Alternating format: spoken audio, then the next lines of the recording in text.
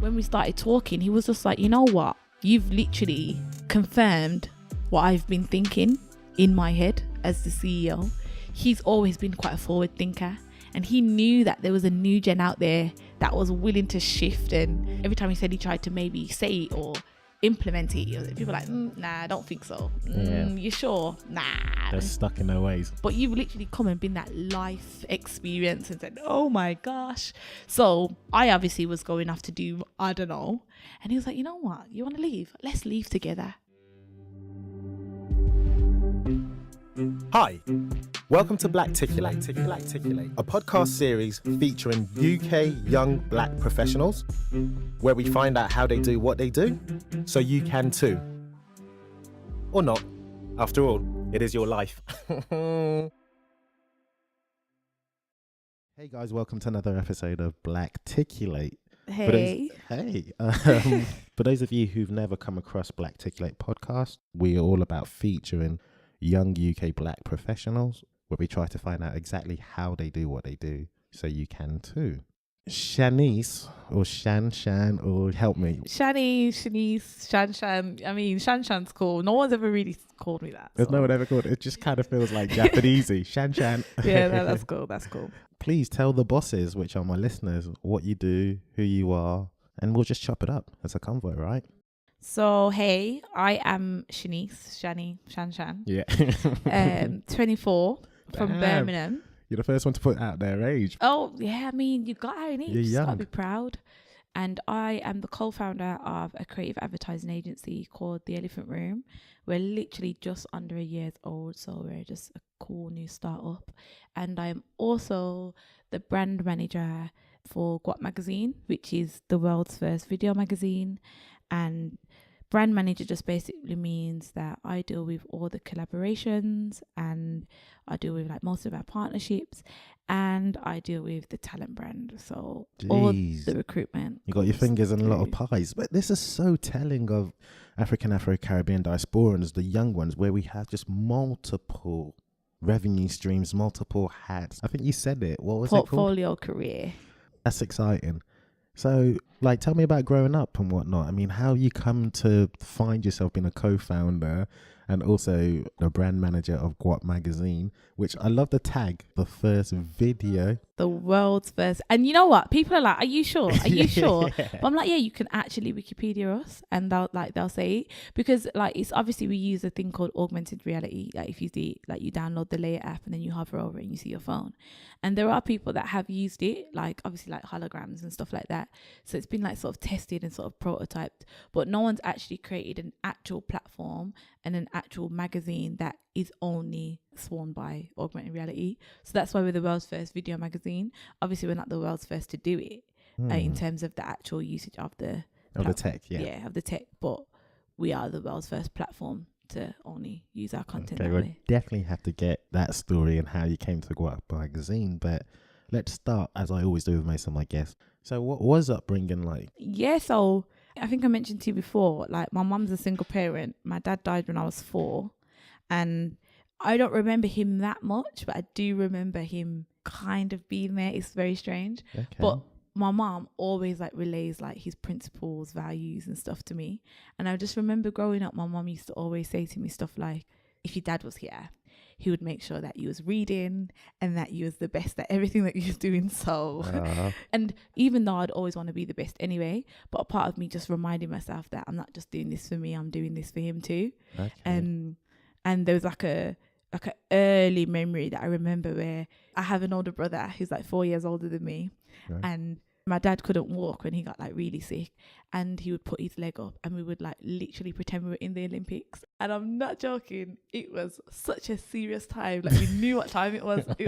And I feel like that competitiveness, like it came from like that early. Like I was always ready to sort of race and win or do something that even though I might not win, right. I mean, I'd have a go. Do you know what I mean? You said something which I find interesting, the fact that you're competitive. Yeah. And you always want to win. Tell me about that. What do you mean? And like, I mean, when I say competitive, I don't mean like, oh, I want to be like the best at everything. Not necessarily in that sense, but I just feel like you'll never know if you're good at something or brilliant at something if you don't try. Right. So in that sense, I'm always competing for something. But within yourself, or is it against others?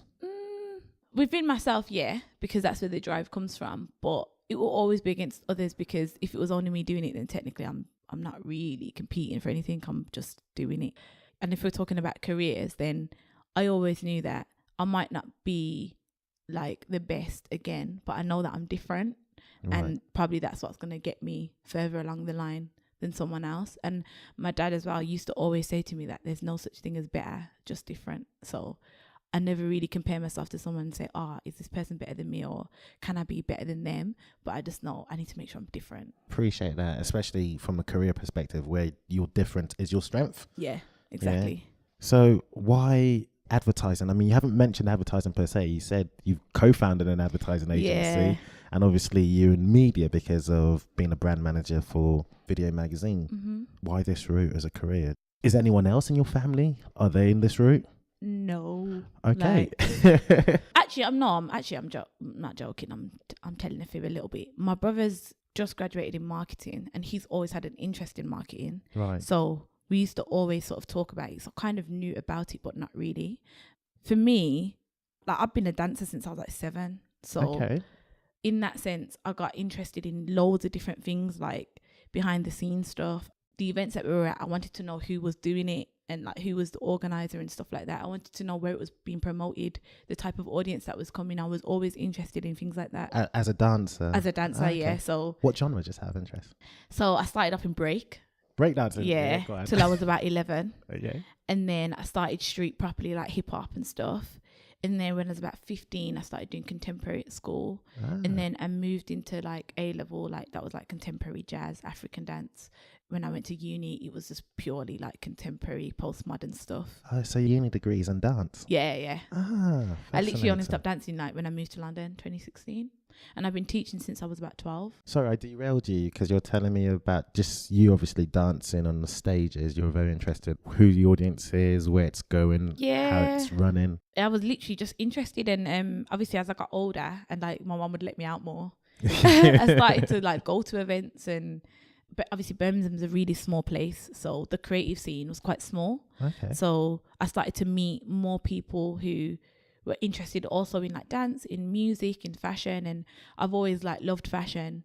Never really seen myself as like a fashionista, but I've just always been like interested in clothes and that kind of styles and stuff. And I love music, and I wanted to always be at concerts and things like that. And then my ex-boyfriend, he was an artist, and I started to go to events with him and things like that. And I feel like I was like, I want to do this myself. And then I started putting on my own events. And then how? Tell me your first event. Do you remember? Tell me the steps. My first ever event. So I started Look at this throwback. There's a smile. I know, right? So I started this thing called Creative Recruit, which is about recruiting creatives, and it was with a K, so it was always different. And it was basically about bringing all disciplines together, but the elite. So people who were just sick, and just having them in the one room. At this point, I was making friends with like people in London. So my boy Sully Breaks, he came down. This other guy who was really close with at the time called Naya Ekonem, and I think he's in London now.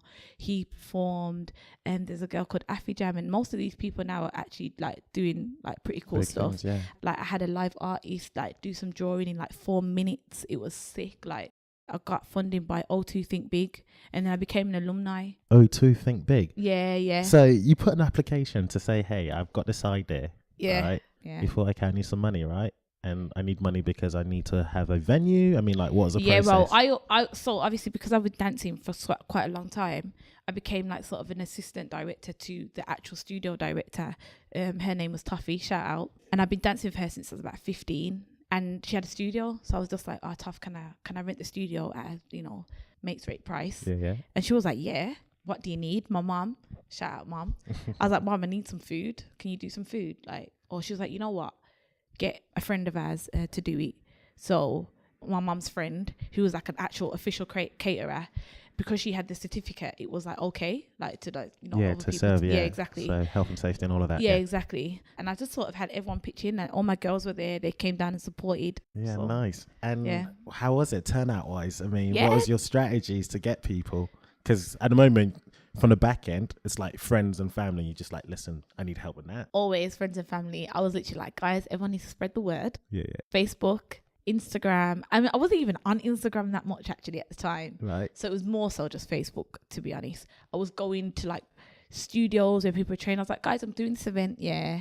And then I tried to get as much of a diverse crowd as possible. So at the time, like Helen Martin, she was the lady who was the artist. She had a dance group in Tamworth. And if you know Tamworth, it's like just outside Birmingham. Right. And then they were like all young kids, and there was about 10 of them, and then all their parents supported, so they came through. I invited my uni lot, so then Coventry. I invited my Birmingham lot that were here, my brother and his friends. My brother's obviously older than me, so he brought a couple of his friends through. Yeah, that was my first event. Does it still exist? Was it successful to you? It was successful to me. I wouldn't say it doesn't exist. I'd say it's resting. I like it. Yeah, it's resting. Yeah. Do you know what I mean? You know why it doesn't exist? Because it's like, by saying it doesn't exist is almost to me saying that didn't happen. Final, yeah. Yeah, like, or yeah, nah. It's just resting. I think I mentioned it before. Like, I believe in God, and like I'm always a woman of purpose and faith and that. And I think that was kind of maybe what it was meant to be at the time, because right now in my job, you'd say I recruit creatives. Do you know what I mean? Like that's what I do. So I feel like it just manifested into me alone. No, so, I hear yeah. that. I hear that. Oh, that's a great story, because again, you had an idea and sorry, this is how I actually always do. I just summarize things. Okay, yeah. Because I'm a twat, I guess. No, that's good. No, but, just for those who are listening, it's like you had an idea. You're like, okay, this is what I want to do. I want to actually recruit or definitely showcase a diverse talent within the entertainment world, within the people who are just sick. Yeah. So fortunately for you, you had a venue, right? Yeah. And then you had your mum who had someone who had catering. But you're like, actually, you need money in order to pay the catering, to so pay like for the travel venue, travel expenses for some of the talent. The venue, exactly. And that's why you put an application for O2 Think Big. O2 Think Big. Is that still around? I believe so. Yeah. Okay, well, guys, check that out. O2 Think Big. Yeah, do check them out. And you know what? Even if you don't check them out for funding, just check them out for what they're doing. Like, they're always putting on careers events. Insight days, yeah? Yeah, insight days at like the Box or Google or like like big companies and stuff. IBM, Reed, like all of that kind of stuff. Okay, so that's interesting. So you used to do a load of that to help sort of think what you wanted to do for a living, or? Yeah. And to be honest, just meet people. I genuinely believe that your network is your net worth. I mean, it's amazing making friends with your peers. That's amazing. Right. Do that. But if you don't want to be on no little man things, you need to meet some powerful people. And in order to do that, you need to get in powerful places. So I was always thinking, okay, who's the MD of this place, or who's the marketing director? Or wait, can I just speak to the manager of? And I just be like, hi. Yeah. And like, to be honest, I didn't really have much to say to them, but I just wanted to know they've met me. So when I'm sick, they'll know, oh, I met her. Yeah, but walk me through that, because this is where we can join the dots. Is your co-founder for Elephant Room is a powerful man. Yeah. Right. So, Yes, but it's interesting that you say that. So wherever you are, you want to know who the top dog is, or at least who knows the top dog, who can introduce me to the top dog. Yeah, like, and it doesn't have to happen straight away. Like, you could just meet the office manager, like the HR, and they know everyone. So really, you could just make friends with them. Yeah. So you don't have a specific angle. You just want to know them. Yeah, I just want to know them, meet them. It's not always about, oh, what can you do for me? Because sometimes you can do something for them. You just don't know. Yeah, no, I hear that. So yeah, let's join the dots a bit more. So now you've graduated from university. 2015, yeah. 2015, congrats. Thanks. What's on your mind? What next? Or did you have something in the pipeline? Well, I thought I had something in the pipeline. Because obviously I was a dancer. I was going to go and train again, actual official dance school. Right. Then I was going to go to Japan. They have a sick dance scene down there. Okay. I wanted to go down there for 3 months to train more. Right. Because, meet new people and that. Then I just thought, you know what? Nah, this is not me. I don't want to do this anymore. Like, I want to dance, but I want to do so many other things. Like, I'm not fulfilled. So I said to my mom, you know what? I don't know what I'm going to do, but I'm just going to try everything.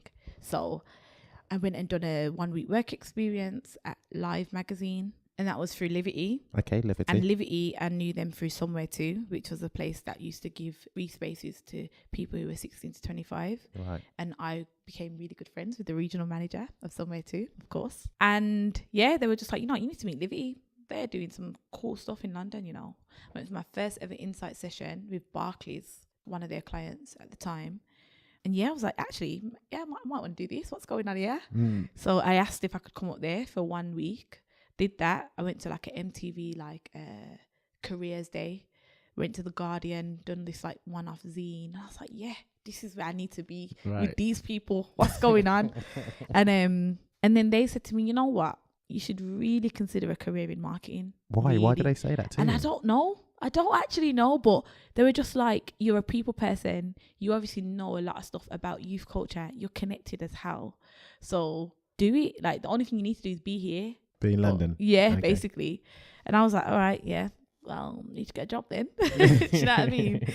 And then they were opening up a new sort of scheme called Digify, which is aimed at creatives, but who are not in advertising and who could probably be in advertising. So they were like, yeah, you need to apply. Can you please? And I did. Right. So that was 2015, like December. And then, found out I got it in December. I moved in January. So that, I mean, just hearing you speak, and I don't know if you can agree with me, listeners, but there's something about you that's not only endearing, but it seems like you command a lot of respect from your peers and those that are around you. Would you agree with me on that? I do think that everyone should be respectful, and I do believe in respect for myself, but I don't think I command it. Maybe that was a poor choice of words. Yeah. I think it's more so I have in my head where everyone is just like, we're all equal in it, like everyone's cool. So if you don't respect me, why is that? Yeah. And I mean everyone in the whole world. So if you don't respect me, why not? And if you can't tell me, obviously we have discrimination, patriarchy and all of that, but that to me, that's a whole other conversation. Yeah. So, but if you can't literally list to me in terms of my character, why you don't respect me, then all right, then that means our paths are just not meant to be. So we'll just, you don't even have to disrespect me. You just won't even be in my. But I mean, there are occasions in which aren't necessarily to your choosing, where you have to then navigate disrespect for your character. So how do you do that? I mean, yeah, you're right. But if I have to work with someone that disrespects me, I just would not work with them. Really? Yeah, nah, I'm not doing it. Okay. Like I had cases when I was at my creative advertising agency. Some poor things were said to me, and called it out every single time. Such as, can you give me an example? Such as, I mean, I'm gonna yeah, for sure. I mean, I just think maybe you should think about leaving your contract quite early, because as an intern, you might have to pack some boxes, and you know, not everyone understands. I literally said, huh? Do you know who I am? I had to laugh. And it was a one-to-one meeting with my line manager. And then it was like, I mean, yeah, like under the radar, I think you'd be much better in a place where you feel comfortable. Did I tell you I was uncomfortable? Every single thing she said to me was just poor, right? And I just thought, are you serious? Nah, you don't know who I am, clearly. I literally went to HR, because the HR woman was my homie, of course. Right. And I was like, so this happened. What's going to happen? And then the next day, I got given a new line manager. And funny enough, it was her line manager. So we both had the same line manager. And I was like, would you look at that? Would you look at that? And of course, that line manager was like, I'm sure she didn't mean it. I'm sure it was just, I'm like, yeah, poor as well. That was poor, because now she's not taking accountability for what she's saying to me, and that's still poor. So I had a problem with that too. I called it out. Next day, CEO, right? He came in, he was like, oh, we're moving, yeah. Come on, let's go. And I was like, okay. Gotcha. And then it was all good. My team was amazing. Okay, so I don't know whether everyone is fortunate enough to have people around them that can that support them. That's true. Can shift them to different accounts, or take into consideration what it is that aggrieved about, because you obviously, it was poor choices of words that she said to you. So you then went to the HR lady, and the lady was like, okay, I'll give you a better line manager in of herself. She still didn't understand the problem per se, or the issue. So then, fortunately for you, you had someone even further up, the CEO of the company, and it was like, all right, cool. Well, we don't want you uncomfortable. We don't want to make sure that this is bigger than it needs to be. So let's just move you to another account. that many people don't have the privilege of. No, it's true. And you know what? I do get it, and I do agree with you about calling things out. But there are certain battles, or is every battle worth the fight? Nah, you have got to like sort of pick your battles. I believe Yeah. that in everything. That's why I said like there's certain people that I wouldn't even call it out because it's like you don't even know what you're saying. Yeah. But at the same time, a lot of people will think, right, that you know what, you're just lucky.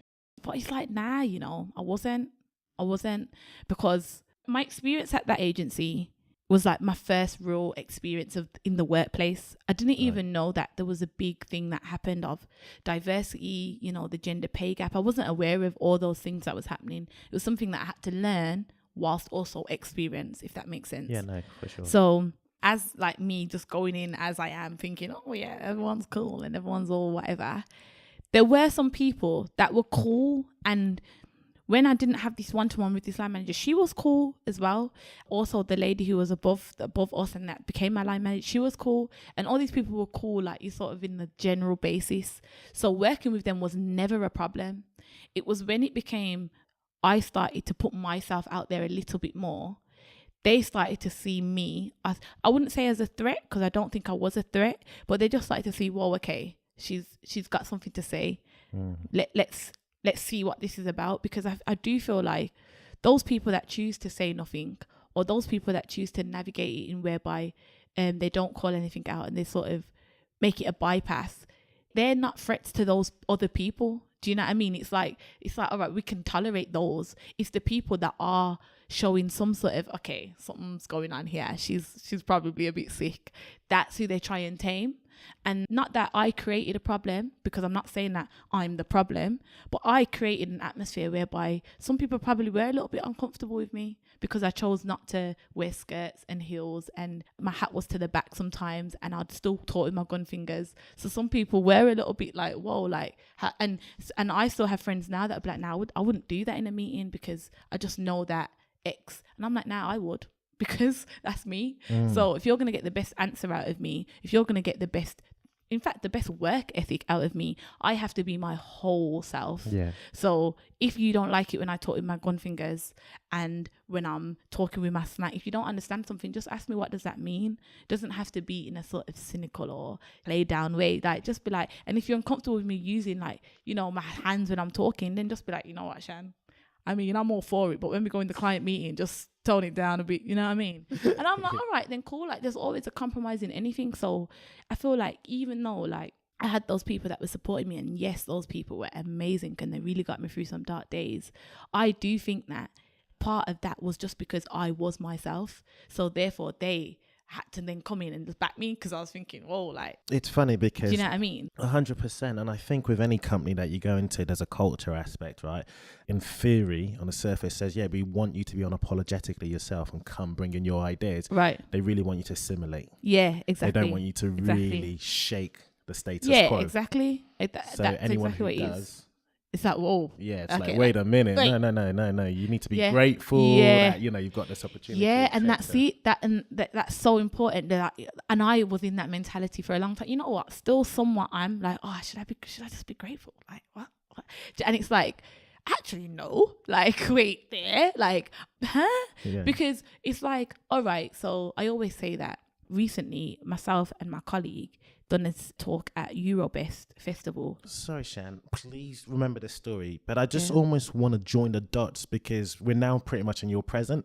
So post-graduation, you were like, okay, I actually don't know whether I want to do dance per se. So you started doing a lot of insights and internships or work experience. Work experience, And then you were fortunate to know about this company called Liberty, who had a program that was trying to bring diverse talent into the industry. Yeah. And so that was what got you my first internship to this company that we're not going to mention. Yeah, or do you mind mentioning? I'm not going to mention, So we're not going to mention, in which then all these problems that you're speaking about arose. Okay, brilliant. And within this company, you found, or you had good relationships with people of power.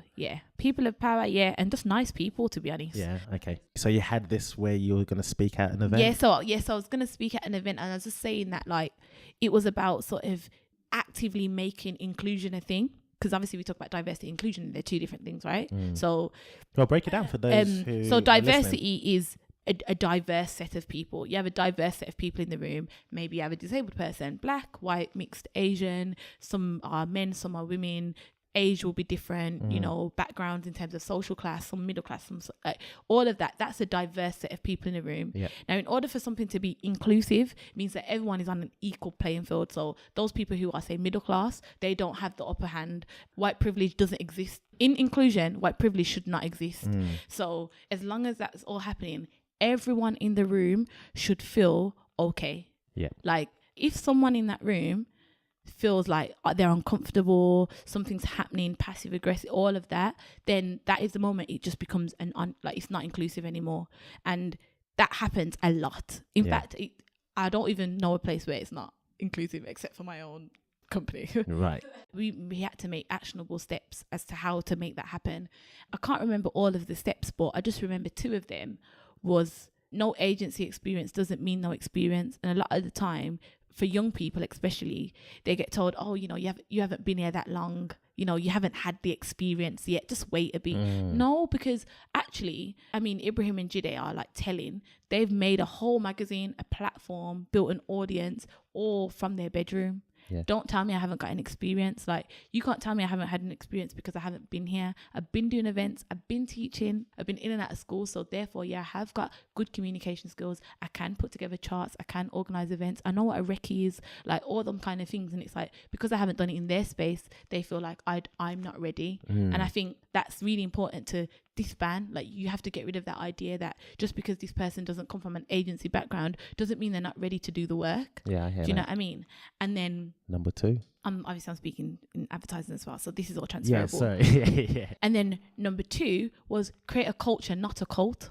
And it was going back to your idea about, you know, every space has their work culture, right? But then a lot of the time it becomes this sort of cult vibe whereby, oh, if you're not laddish, or if you don't know the banter, or if you know, if you dress a certain way, then maybe you're not. And that is like, to me, that's cult vibes. Like that's you creating this sort of exclusive, not even, I don't even know what that is. Like, don't do that. Let everyone become a part of the culture. A culture changes all the time. It's something that you're supposed to create by what you implement into that, so what you bring into the space, and then you become a part of the culture, and then you bring pieces of your culture into it. So for example, my company, there's myself, who's obviously Jamaicans. I'm from a working class background. I come from Birmingham. There's Dan and Katie, who are both from Essex. There's Chris, who's from Hertfordshire. He's a mixed race guy. And there's Will, who's half Japanese and half Guyanese, and like he's from York. And I learn about York all the time. Like, he learns about Birmingham. I know about Essex. We all know about like our backgrounds, and no one there that doesn't feel like, oh, I can't be a part of that. It's like, no, like we want to share every part of us to create a culture. And when our new employee comes in, they're going to do that. When we have freelancers, we want to know about them. And then it creates a place where it's an open mind, you can speak out, and that is a part of the culture. If you create a culture whereby only lads can say that, then obviously no women are going to speak out. If you create something whereby it just ripple effects into other people, then by the time you get to people like myself, where there's like 500 employees, I'm going to think, I got no place here, I can't do anything. So then that was whereby I had to really take a step and say, you know what, I'm going to send an email to everyone in the company about what's going on in the urban lowdown. I'm going to give them the urban down low. This is what's going on. This is what you did, yeah? This is what I did, yeah. And I was like, okay, so hey guys, I write for Afropunk. If you guys don't know what that is, here's a website. It's about the other black experience. I've done a couple of articles. You can have a read. Let me know what you think. And I'm going to tell you what's going on in my world, because I didn't hear of that. I didn't see it. I didn't see anyone else. And there were literally like 6, 7, 8 people that could relate to me that would email back like, yo, oh my gosh, what's going on? Like, and this was from when Drake was dropping Views, to when Skepta was dropping Konnichiwa, to when Willow Smith just became the Chanel ambassador, like, in fashion. This was when Daniel Sturridge was like, yo, I think I'm gonna go in the studio, you know, let me just get some vibes. And this was everything that was happening in my world. So I had to tell them, like, this is what's going on. And then it became a thing where it's like, okay, I like this. Like, she's teaching us, she's teaching us what's happening. All of these things need to be a part of a conversation. Do you know what I mean? Because other people are in those spaces and places, and they're just as important, and they're just as amazing as well. This is popular culture right now. Like, if you don't know who Drake is, then I got a question, mate. I mean, you don't got to know his songs, but you know who he is. Jay-Z went from selling crack on the street to having dinner with the president. Don't tell me nothing is impossible. When I'm telling all these people about all these things, they can't tell me it's not relevant. No way. I'm just sitting back and I'm just like, you're amazing. I'm definitely drinking from the Kool-Aid, that's for sure, without a shadow of a doubt. Whatever you're selling, I'm buying. No, but Shan, I think you do talk on panels and stuff about diversity and inclusivity. Yeah. Let's join where you are right now, because I would also want to give you the opportunity for people to approach and reach out to you for X, Y, Z. So obviously the company that you're at, where you're saying like 500 plus people, and you're like, you know what, only 8 people can relate to you. You know, it's like, guys, if you don't know about Afropunk, like you're slipping, do you know what I mean? Kind of thing. You are still an intern at this stage, right? Still an intern. But off record, we were like, hey, how'd you get to where you are? Like with Elephant Room, you know, how are you in GUAP magazine? And you were like, well, basically, they offered me a job at my previous company. And I was like, nah, thanks. You know. The combo didn't go like that. Okay. But yeah, initially, the actual contract, my internship was 6 months. Still didn't really know what I was doing or where I was going to be in the company, so it was extended for 3 months. Because within that agency, it's a creative agency, there's your suit, so your account handlers. You've got your creative, you've got the producer department, so you could be an editor, you could be in design, so the studio, you could be an art director, like it's all these things. I still didn't find that, going back to that multifaceted thing you talked about earlier, I could do copywriting, but then I could also do PR. And then I kind of knew a lot about talent, so I didn't want to just do accounts. You don't want to just be boxed. Yeah, exactly. And I didn't, it wasn't fulfilling, like I said. And I'm not joking. I felt like I'm part of all these things outside of work, like GUAP, like Girls Talk London, shout out Vanessa. I was doing so much and they allowed me to do so much. Why am I doing a 9 to 5 that's not allowing me to do so much? It didn't make sense to me. So I was thinking, actually, you know what? Maybe it's just not for me then. That's where it came to me. Like maybe it's not about them telling you where you should be. Maybe actually it's time to just walk away. And then got to the end of that 3 months, and then obviously I said at the time I developed an amazing relationship with the CEO of the company. Wow. And it was really after I did a talk at Creative Social, shout out Creative Social, and it was on the future of work, really 2020, the agency of 2020. And then I done a presentation and I spoke at it, and he came, and that was quite telling for me, because I was like, whoa, CEO's here. Yeah. Like, that's mad. Do you know what I mean? And he came along with one of the account directors, and I was just like, okay, this is sick. And then the next morning he sent like around an email to everyone in the whole company saying how amazing I was and how she literally represented us, like the company, because that's obviously at the time I was at that company, and they were like, and everyone loved her. Like, do you know what I mean? 100%. And I was just like, I mean, mate, that's a bit sick, innit? And then actually when we started talking, he was just like, you know what? You've literally confirmed what I've been thinking in my head as the CEO. He's always been quite a forward thinker, and he knew that there was a new gen out there that was willing to shift. And every time he said he tried to maybe say it or implement it, people were like, nah, I don't think so. You sure? Nah. They're stuck in their ways. But you've literally come and been that life experience and said, oh my gosh. So he kind of had an idea that there's something else out there. I obviously was going off to do, I don't know. And he was like, you know what? You want to leave? Let's leave together and let's do this thing. What? And I was like, you sure? He was like, I mean, yeah. I was like, I don't know. I was still a bit like, I don't know. So if I'm honest, I was still looking for jobs, because I just didn't know if that was serious. So I was like, I was looking for jobs. That the CEO is coming to you and going, let's actually live together and do something. Like, whoa, like what's going on? And then got to like, I think it was like about 3 weeks. He was like, what are you saying? You ready? Like, you ready to do this? It's Christmas is coming soon. We're going to take him. I was like, wait, this is a serious thing. Yeah. And then I remember he was like, yep. He was like, look for a phone contract. I'll email you a phone in the post. That's going to be your work number. Wow. And I was like, okay. And then did that, got the phone, got the contract, came back in Jan, fresh, ready to do this. What do I need to do? He was like, all right. So, and then we just sat down, built out the strategy together. meeting people constantly. I'm the chief talent officer, so our talent brand is basically me. I build out the talent brand for our company, building the culture. And then, you know, we had an amazing client. Who was your client? Dyson. From the jump. Yeah, kind of, yeah. They were confirmed, but amazing. we just not said, I suppose. Yeah. Sorry to it's okay. to interrupt because It's all right. I don't know if you can see, I'm just smiling like, from yeah. ear to ear, man.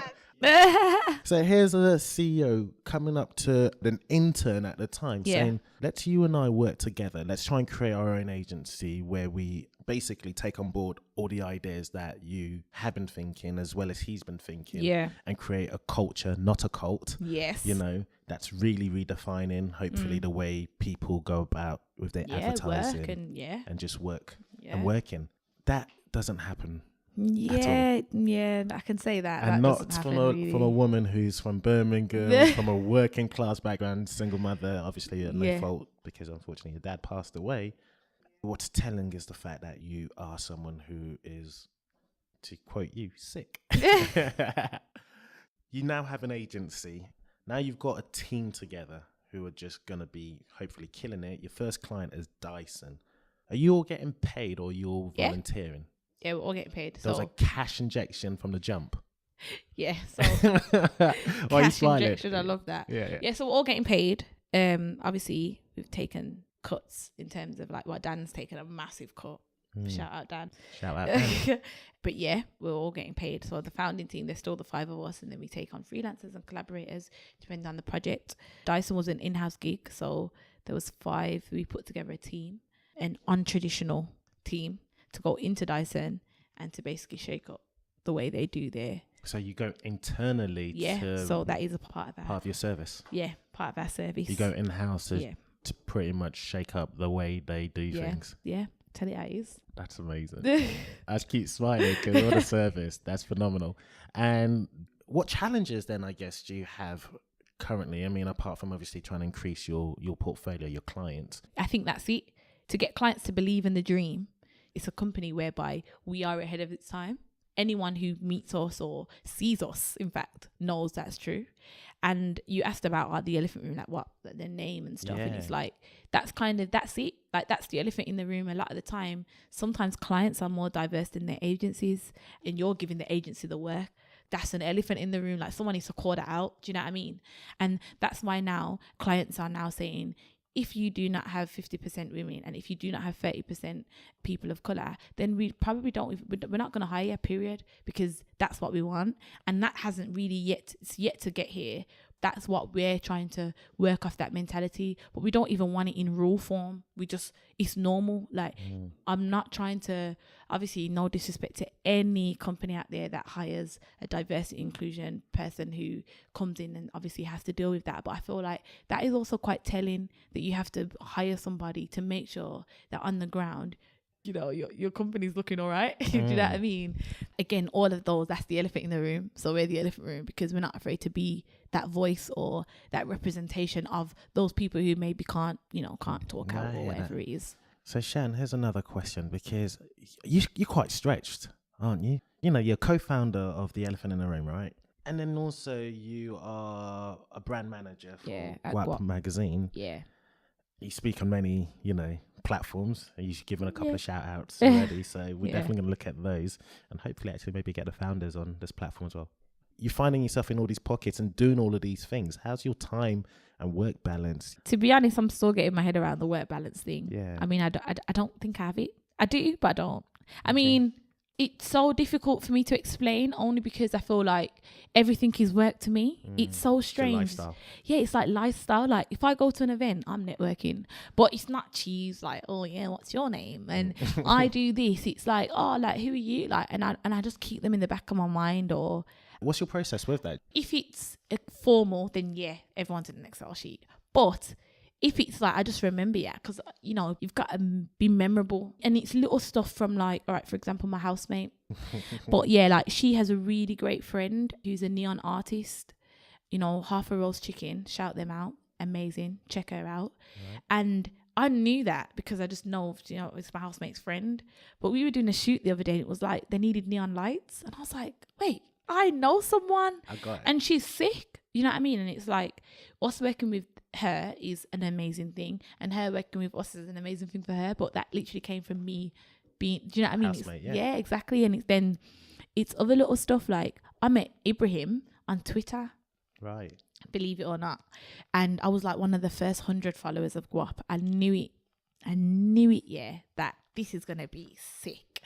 And I was in Birmingham still, and I remember they were throwing their first GUAP party, but I couldn't get up here because I was moving, and I was like, I'm so sorry. And I messaged him, and then at the time I was also from uni for 5 years. I was also the creative director of My Runway. Shout out My Runway. Okay. And I met loads of people, and they wanted to come to the show. So on Twitter, it's not in my bio or anything like that, but I meet alongside Sinead. Shout out Sinead, the creative director. He was like, I'm trying to get to My Runway. Can like anyone know what's going on? And obviously I follow him on Twitter, so I was like, yo, hit me up. And he was like, what do you do? I was like, the whole show. And he was like, swear. I was like, yeah, him and Jide came, and they were like, oh my, what? You did what? And I was like, yeah, like you know, that was us kind of thing. Like we probably, like, I build it out, the whole thing. And I'd moved to Lewisham for that. And he was like, I live in Deptford. And I was like, sick. You can come to mine and chill. Let's chat. He was like, all right then. He showed me issue 4, Avellino, and I was like, this is lit. You lot are sick. Like just telling him like about advertising and what I was doing, and he was just like, yeah. And at this point, I've just made a new friend, and I'm just like, you are lit, yeah. Everywhere I'd go, I'd be like, listen, you guys need to read GUAP because my friend, yeah, he's onto something. Yeah. And he used to be like, nah, she's a bit weird. Like, why does she tell everyone about me? I'm like, because you can see talent. yeah, like, you know what I mean. And then it got to October 2016. And he was like, you know what? You need to join the team. It's just me and Jide right now. I mean, we've kind of got people working with us, but really working, it's me and Jide. And if you come on board, you know about all this structured stuff. You in it because that's your work. But help us. And I was like, okay. And then, yeah, like built out the team. Like by the time it was March, we had like 15 writers. We had stylists, editors, and he was like, see, I told you. And now I've literally just recruited another 12. Elephant in the Room is no small outfit, nor is GUAP. No, it's not. But you know what? Dan and Ibrahim are homies, and my worlds have to collide. So Ibrahim's comes to our office. In fact, we just hired him to co-direct one of our shoots. Okay. With our creative director. Like GUAP's one of our partners. It's on our website. Like, if we need anything, we know we can shout Ibrahim or Jide and be like, yo, guys, this is what's going on. And we make sure it's a smooth, professional process. And that's like with everything. Like, all my friends are amazing. Like, and I'm not even just saying that. When you're serious about what you do, and when you feel like your passion is all you can do, you'll make sure that it's all you do. And when it's work, whether it's social, personal, and so people like, Shan, you need to chill. You need to just rest. I'm like, I am resting. You are resting, This is when you love what you do, it's not work. Yeah, do you know what I mean? I hear that. Shan for president. Not yet, maybe. Yeah, I mean, see. I love politics, but I don't know. Shan, I do want to wrap up if that's okay. Yeah, that's okay. Okay, so what I normally do with all my guests is I give them quick fire round questions where the answer has to be relatively quick and no time to really think. And you ready? Yeah. Okay, so if you could do a TED Talk other than your actual profession, what would it be on? Why being a woman is the best but worst thing. Interesting. It's the best but worst thing. I definitely want to come to that talk. So you've got your last £5 on earth. What you're spending it on? Food. Yeah, what you buying? Oh, mate. £5. Okay. Super malt. Oh. 1. Ready salted crisps. And maybe a pack of fish fingers just so I can keep them open. Do you know what I mean? I hear one by that. one. I hear that. Okay, what's the one superpower you wouldn't want? Wouldn't want. Reading people's minds. Yeah, that's not a Can't good deal look. with it. Yeah. Too much stress. So Blacticulate is black action articulated. What's your one favourite English word? Pray. pray is your favourite English word? Because you are religious and we never really touched upon that. Yeah, I mean, I went away with my friend the other day and she was like, I wouldn't call myself religious, but I'm Christian though. I'm like, huh? What? I didn't get that, but I get what she means. So I'd say I'm spiritual, and I definitely believe in Jesus Christ. Second person that springs to mind when I say the word success. Second person, Mom. Bless, who's the first? Me. Love that. And how would you like to be remembered? I would like to be remembered powerful, so powerful you don't even know I'm powerful. That's how powerful, and that I can change people's lives for the better. Everyone who's listening can also pretty much confirm that you are powerful. Now, before we let you go, how can we find you on the World Wide Web?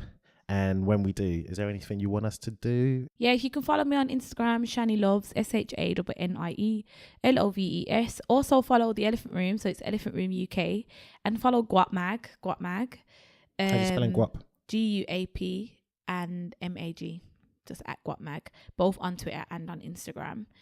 Same for Elephant Room. We are always looking to meet new young people who are just creative. Like, if you're a graphic designer, if you're an amazing videographer, if you're a stylist, if you are an amazing writer, if you're even a team, an art director and a copywriter, you might be a photographer, I don't know, but hit me up. So my email is Shannie, SHANNIE .Mears, MEARS @theelephantroom.net. You can obviously find me on the dots as well if anyone's on the dots. And if you want to do anything regarding GUAP, it's s.mears. So it's s.mears, MEARS @guap.co.uk. And obviously just hit me up about that. And I'm always willing to sort of chat to anyone who is just sort of not confused, but trying to find their way. Trying to find their way. Bear with me on emails, but I will get back to you. No, amazing. Well, listen, it's been an absolute pleasure. And guys, I'm always trying to be accountable to you, trying to always make sure the convo is, lit. So if there's anything that I've overlooked, we are going to try and get Shan back around 2s, maybe a couple of years down the line, see how she's killing the game. So if there's any questions you have, I'll definitely pose it to her then. But Shan, thanks very much for coming on this platform and sharing your voice. Thank you for having me.